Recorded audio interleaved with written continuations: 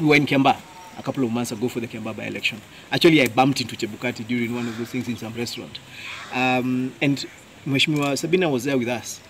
We were all there actually as a team. And one of the things that happened, right from the beginning of that by-election, we had a problem with identification cards. All the people in Jubilee did not have cards. We then had this narrative that, oh, you know, members of parliament are not supposed to be agents. There's nowhere in the law that says you can't, any party can develop any person to be an agent.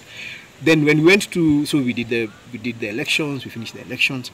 During the Tallinn, we were told, we were stopped from going to the Tallinn Center, despite the fact that by then we had been accredited. Now, recently I see Chebukati take what I can only call a political position, when he wrote and said that cabinet secretaries are not allowed to take a position, a political position. What I don't understand is we have a deputy president who has taken a political position. I have never seen Chebukati write about him. The deputy president is part of cabinet. He already has a political position that he's taken.